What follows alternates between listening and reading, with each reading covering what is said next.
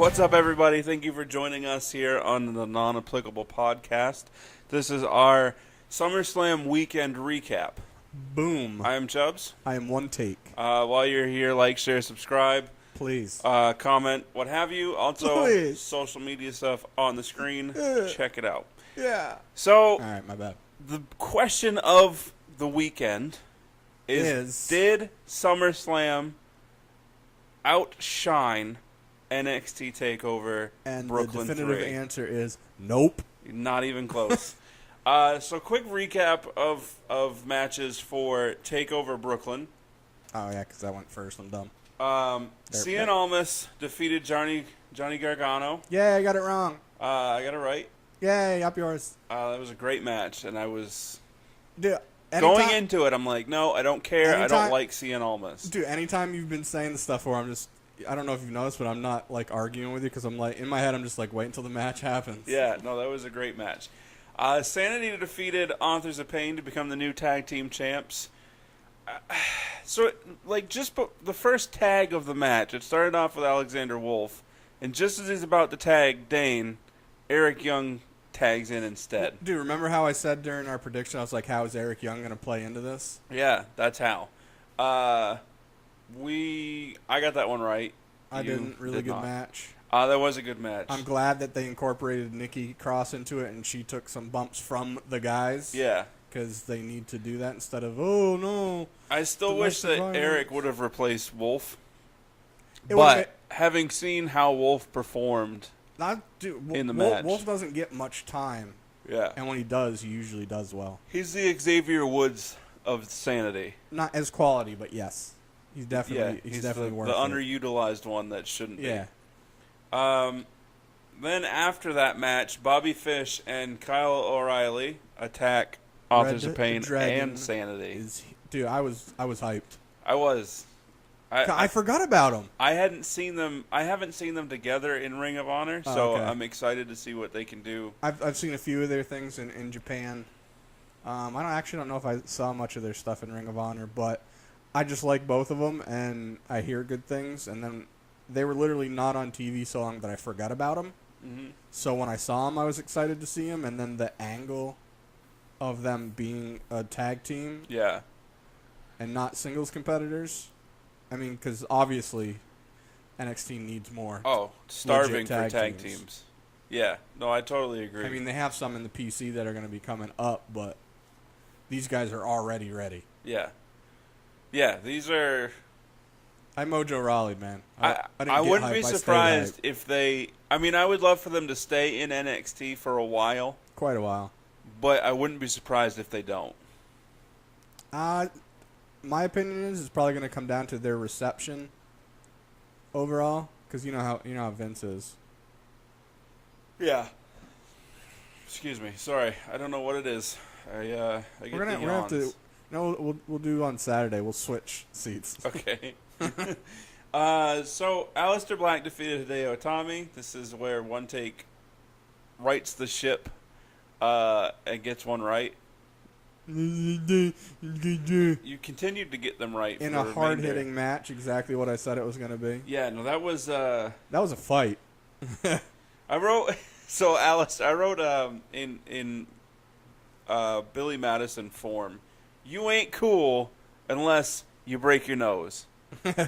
Because it seems like every week somebody's bleeding out. I know I said to you, but I tweeted out that NXT should have a rhinoplasty doctor on call because they have no respect for noses. Yeah. We literally have like 3 or 4 plastic surgeons following us. And I didn't hashtag it right or anything because I was like, if I hashtag it, it's good. Still. Like, come on, Sam. Who knows? Asuka defeated Ember Moon to retain the title. And in return, broke her collarbone. Yeah. I don't know what that means for her. Supposedly she did it pretty early. Really? Yeah. That's crazy. One of the best sells of the match. No, one of the best sells of the Ember's Eclipse. Full Eclipse or whatever. Yeah. What is it called? We've had all this hype in our society about an actual eclipse that just happened recently that I can't remember a wrestling move. Is hers called the Total Eclipse? I know it has something to do with the Eclipse, and I know that I know it, but I'm spacing out because you are. Either way. It's like your retardation's seeping over to me. Asuka sold it better than almost anybody that I've seen. She actually sold it how it realistically should be. Legitimately took it. She went into the ground with it and let her momentum carry her over to flip onto her back, opposed to just collapsing to it. And I also, going into that match, I said this is going to be the worst match of the night.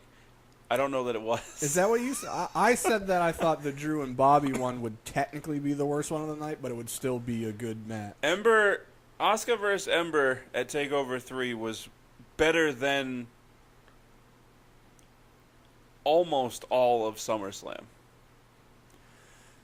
If not better than all of SummerSlam. See, I think I'm in the minority because I would see everyone just like, oh, it was probably the best match of TakeOver, and I was just like, eh. No. I also looked at it as the match in a whole because the last 2 to 5 minutes is, I think, what people are reacting to. Because, I messaged you and I was like, I'm in pain right now because this match is so tense. I'm tensed up. Ooh. I think Alistair and Hideo was match of the night for TakeOver. Moment of the night comes a little bit later. Oh, definitely. But either way, just so people don't, get on me, is the Ember and Asuka match was a great match, and I'm glad. I mean, everything I saw was good. I'm just looking at it as a match in a whole. It started out the pacing was fine, but it started out kind of sloppy, and it wasn't the sloppy where AJ Styles, for example, against Dolph Ziggler. Right. They had sloppy matches, but it was intentional sloppy to make it look like they were fighting each other opposed to having a wrestling match. This one, the Asuka and Ember one, that's what they were trying to do, but it just came off more of sloppy to start out. And then they got into a groove, and then it got good. That's my opinion. So I got that one wrong. Yay! One take did not. Yay! And lastly, well, not lastly, but the last match was Drew McIntyre. Huh? Bobby Lashley? Drew McIntyre defeating Bobby Roode to become the new NXT champion. And another good match. That match, to me, to start, was very boring, as predicted. The ending was good. Isn't that what I said in our predictions, that it was going to start? It was going to be really, really slow and boring, and then it was going to gusto boom? Yeah, I think we both agreed to that sentiment just because Bobby Roode, albeit amazing on the mic. He's an entertainer. And he's good. He's good in the ring. He's just not flashy and exciting. Right. He's a technician that has well put together matches. Yeah. But you're not going to get that, like you just said, flashy, oh my god moments. Right. It's more of a thought out storyline driven matches with him. So final score of predictions, I was 4-1, and one take was 3-2. And then to close NXT Takeover, this would have been so much better from viewing at home if the camera people were on the same page. Yes, and the crowd didn't react where he was. Yeah, well, looking for us had to do with the camera angle. Yeah. They had one guy switch. But either way, so Red Dragon, which is not what they're going to be called, I'm more than willing to bet. But right. So Fish and O'Reilly just perched up on the apron from the ramp side going up the stairs, and Drew turns around, sees them, and goes over and is kind of just like, "What you guys want?" Dude, they were all nonchalant, just leaning on the rope, just like, "Sup, bruh?" Yeah. And I was just like, come on, where is he? And the whole time, I was waiting for them throughout the night to show Adam Cole in the crowd. Right. The way they did Drew McIntyre, the way they did Bobby Roode. Right. And then, so at the end, I wrote, "No Adam Cole, baby." And then immediately I wrote, "Too soon." Sweet. Because he comes in, attacks McIntyre. Super kick!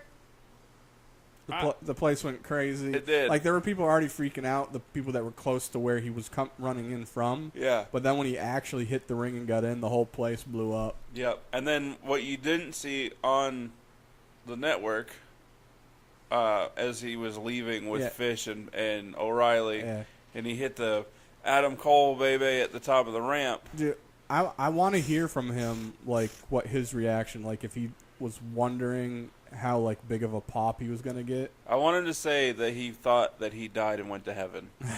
Just given everything that's gone on with the Young Bucks and how they killed him off. Right. I think that would be a hilarious thing. The Young Bucks are funny too because they tweeted out, "I think I just saw a ghost." Yeah. But I was gonna say something about, and I forgot.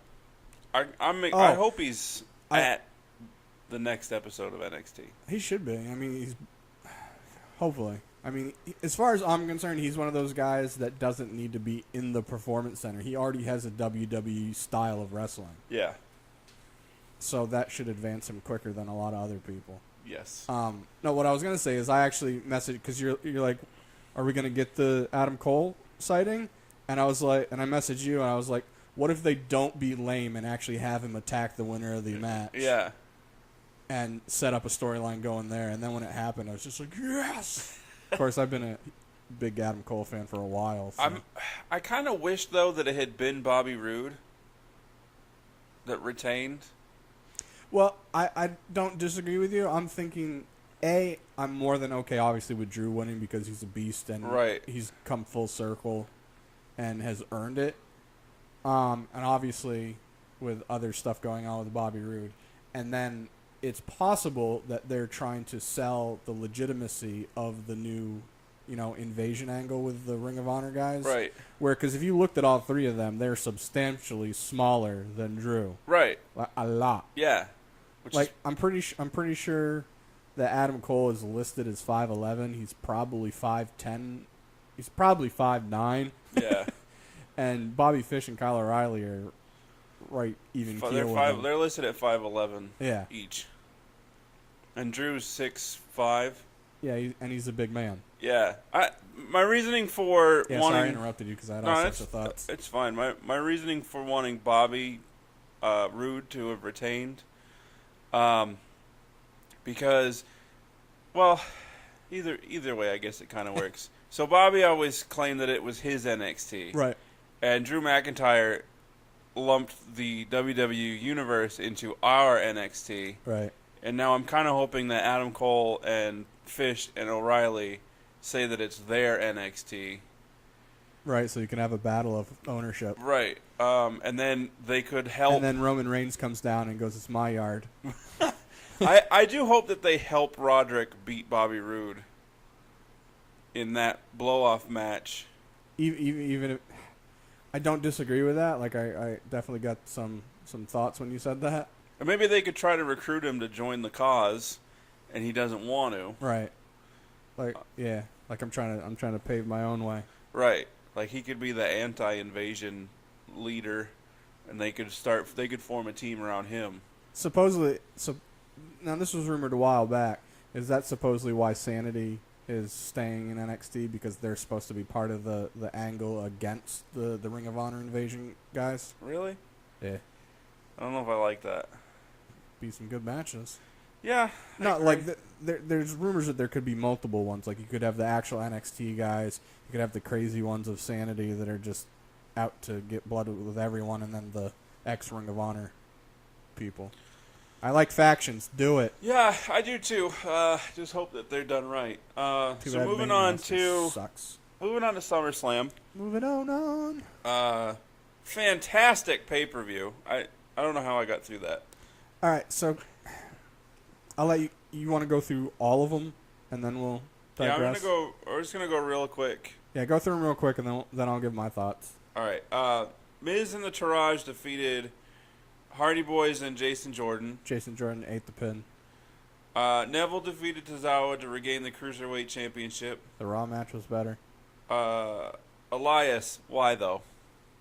That'll be in part of my thoughts later. I laughed at his second song though. Yeah. Usos defeated the New Day to regain the Tag Team Championships. John Cena defeated Baron Corbin in what should have been called a Buried Alive match, because that's what's happening. Natalya defeated Naomi. Why, though? New SmackDown Live Women's Champ. Big Cass defeated Big Show. Randy Orton squashed Rusev. Sasha Banks defeated Alexa Bliss to become the new Raw Women's Champion. Really good match. Demon Finn defeated Bray Wyatt. Duh.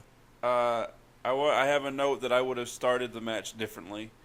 Dean and Seth defeated Sheamus and Cesaro to become the new Raw Tag Team Champs. Double duh. AJ Styles defeated Kevin Owens to retain the U.S. title. Triple duh.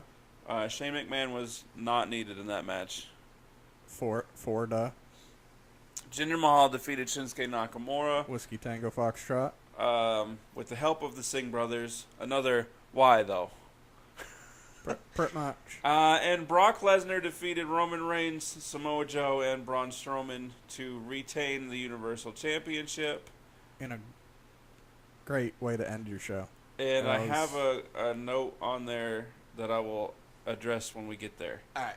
So we'll go back to the beginning. Oh, and for the record, 7 and 6 with my predictions, with an asterisk next to 7, because I said Brock would win, but I wanted Braun to win. Right. You were 5 and 8.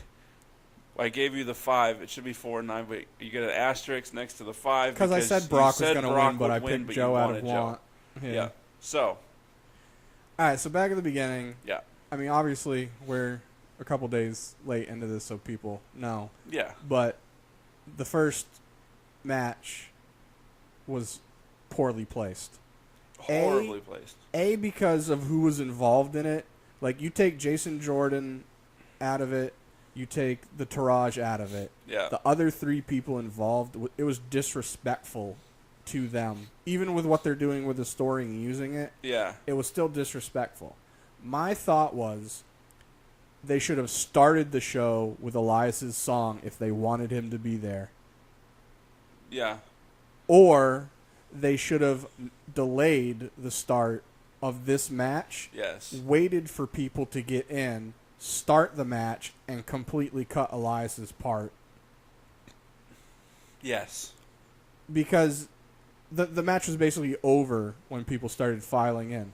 Like when you see the Miz outside celebrating on the hard camera side. Nobody's there. Nobody. Yeah. Front 5 rows all around completely empty. So is my understanding that they were only letting people in... They only had one gate open. A few at a time. Right. And then once the match started, they stopped. And they took everybody and moved them into the hard camera seating. So it looked. And then after the match, made them go back to their regular seats. Right. And then let more people in. Yeah, because they wanted to fool the people watching on TV. Like it's not idiots. Fooling if you have other cameras that aren't hard cameras. And sound. Yeah. So they should have either delayed that match. So the rumor that you saw was that NXT had a fight.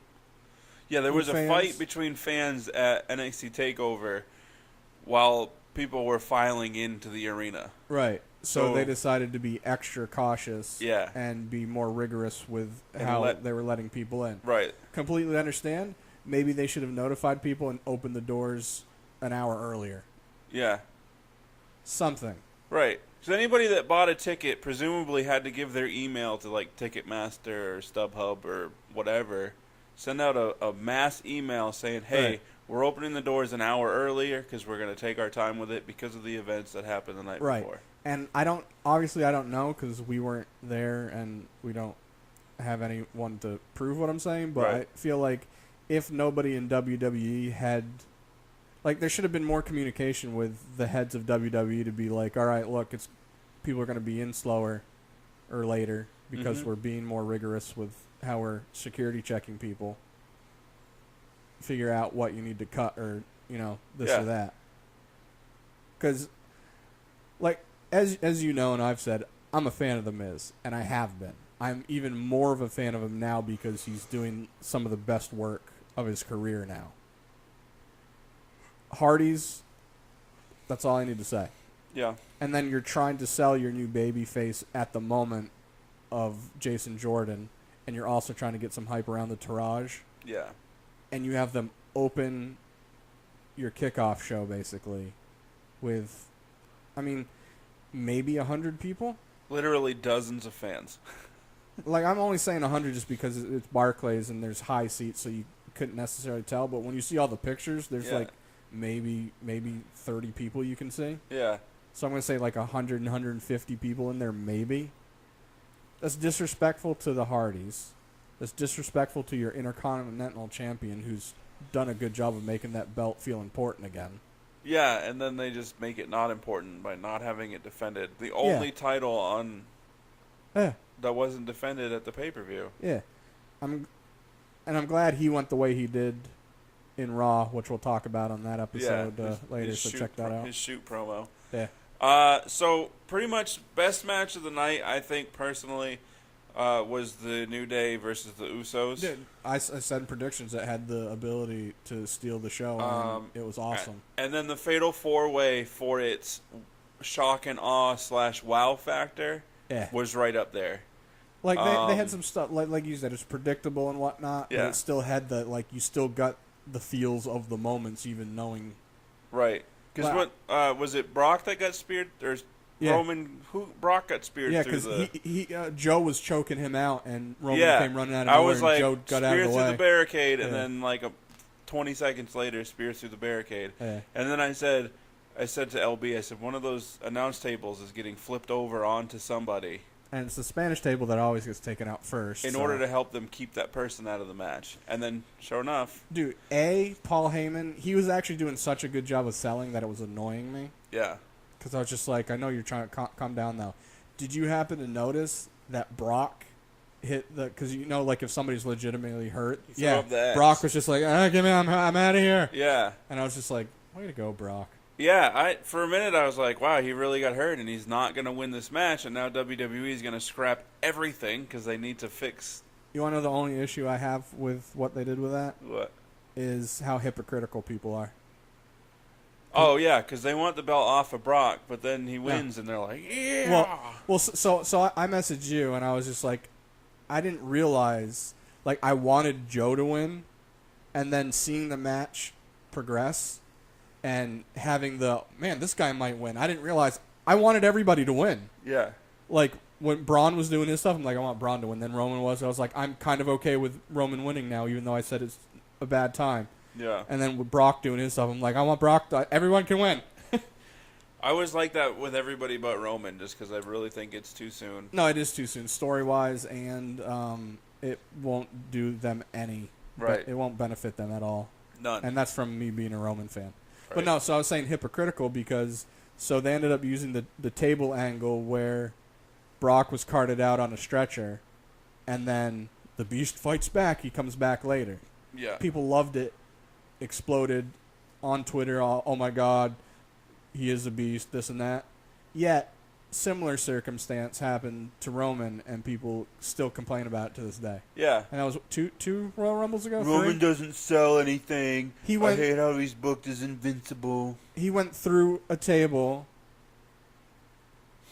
got, like, because that's when they had what were they? Rusev and all the foreigners stable. Remember what? The League of Nations? Yeah. They came out and beat the crap out of him. He was hauled off. And then he ended up coming back and winning the Rumble, and people complained because it's like, oh, everyone else was having a match, and you got to go in the back and rest for a while. Yeah. So why is it that? I mean, every Brock Lesnar match that lasts more than 5 minutes, he does spend a portion of it laying outside, resting. So I'm saying, people, I hate hypocritical stuff. It's one thing to be like, I didn't like, even though it's the same angle, I didn't like the way this one was done. Right. Because it should have done. But just to be like, oh, I don't like this guy, so that was stupid. I got to find excuses on why it was dumb. And then it happens pretty much the exact same way, and you're just like, nope, I like this one.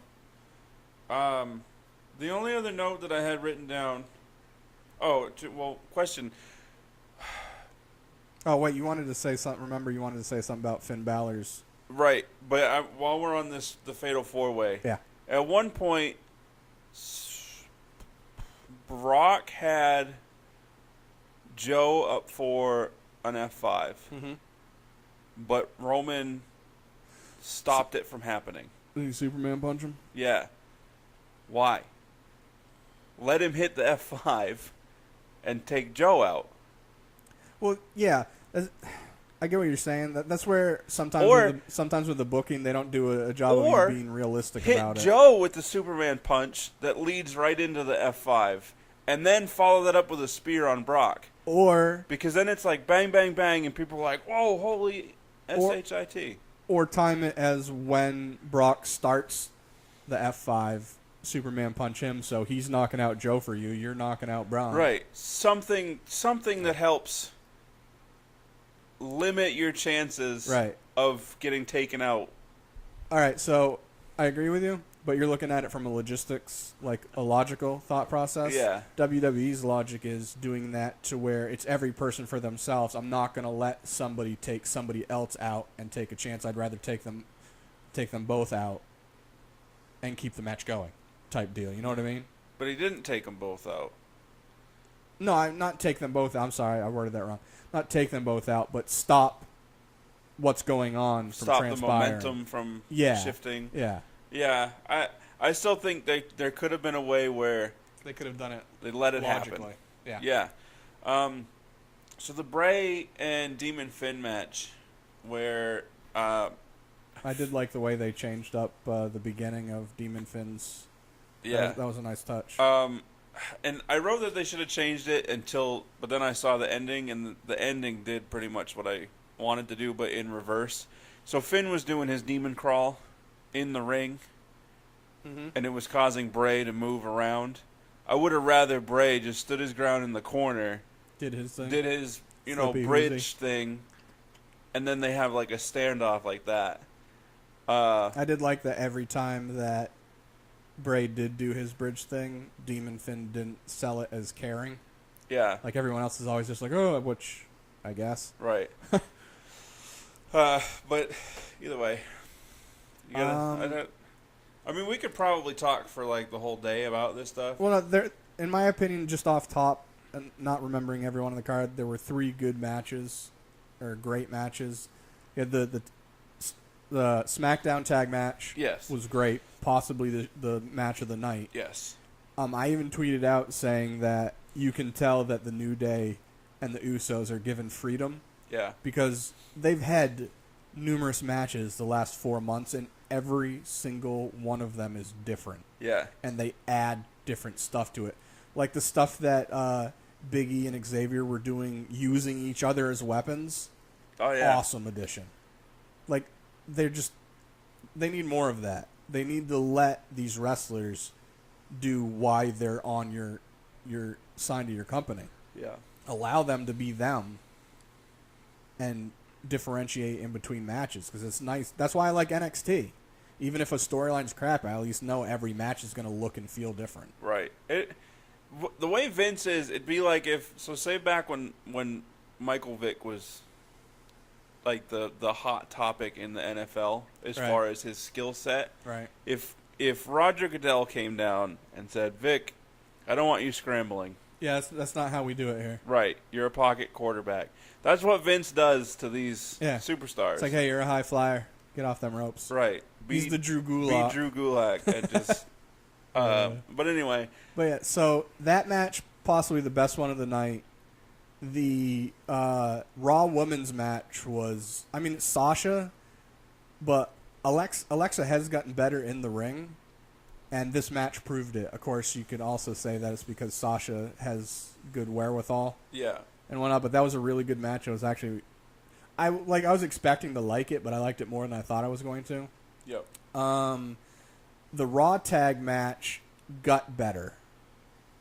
Like, it had a pretty furious ending in the last 5 minutes. Yeah. But other than that, it was kind of just back and forth. I didn't really care for it. A lot of stop holds and stuff, so it was kind of slow. Finn and Bray was probably exactly what I expected out of Finn and Bray, match wise. Yeah, it was a regular TV match with a pay-per-view quality demon. Yeah. And part of that is because they didn't do a good enough job of actually doing the story to build up to the demon, so it was just a waste of, hey, we need to get some stuff trending. Trying to remember other match. The Natalya and Naomi match was, I don't want to say it was a lot better than I expected. I expected it to be a decent match, but it was definitely a quality match. I still didn't care about it. Right. And the big one where everyone's still scratching their head is the Jinder and Shinsuke won. A, because it's Shinsuke, he should have been the first person to kick out of the Colossus or whatever the hell he calls it. The Colossus. Yeah, it should have taken more than one to beat Shinsuke. Yeah, the problem, that whole outcome hinged on Baron Corbin's push, which ended. Right. Because Baron Corbin was supposed to, Shinsuke was supposed to win, Baron was supposed to cash in, and then win the belt off of Shinsuke. Or possibly even lose it. Furthering that feud. There's also the rumor that he'd lose it, making Shinsuke look even stronger because he beat the champion. But legit original plans, from what I read, were that Shinsuke was supposed to win and then get cashed in on and lose. Right. And then further that feud. But instead, Baron, and everything that I'm reading is that it's based on his Twitter conduct. Which I think is a ridiculous... So dumb. Not on him either. Like, he's playing his character. Right. But, so whatever. So because that was scrapped, they decided to keep the belt on Jinder. And also, Jinder had an article written about him in the New York Times, which received a lot of good press. So now Vince is like, oh, well, maybe this is a good idea. No, it's not. Stop it. I mean, I can see his thought of it by... All right, so being a couple days removed from it, I can at least see with Jinder beating Shinsuke where that will get more heat on Jinder because people are like, come on, it's Shinsuke. Not only is he getting older, there's been rumors that he might want to go back to New Japan. Why wouldn't you want to do the stuff to try to keep him? Right. But I can also see the thought of he did beat Shinsuke. No one really expected it because Shinsuke. So it's going to get more heat on Jinder, which I didn't really pay attention during SmackDown if it did. It's just sad that and they mention it on SmackDown, that Jinder hasn't won without the help of somebody. Right, and that's what they're trying, like, for some reason they think that that's like a good, not remedy, I don't know what word I'm looking for. That's their atypical heel prototype. But is you Jinder's too big of help. A man for them to just not have him be like a beast of his own. Yes. He doesn't need the Singh brothers. Get rid of them. They're terrible. And just let Jinder be the modern day Maharaja without help. I don't know. Either way. So all in all, NXT TakeOver better than SummerSlam. This is a perfect example of quality over quantity. Yeah, because you had 13 matches on SummerSlam and five on TakeOver. Yeah. And when the Johnny Gargano and CN match, when that ended, I was like, that's how you start a show, but how are other people going to follow that up? And then the next match happens, and you're like, well, they did. There weren't even 5 matches on SummerSlam that equaled TakeOver. There weren't even... You could say that there was 2 great matches in SummerSlam, 3 to 4 that were good. Yeah, but still none of them. No, because NXT, the whole show was just like, next one can't top that. Oh, they did. Next one can't top it. Oh, they did. Yeah. Oh, well, so we'll see what happens moving forward onto NXT and Raw and SmackDown. We will. So, like I said, like, share, subscribe. All that fun stuff. Social media stuff on the screen, what have you. And check out our other episodes coming out later. Deuces. Double deuces.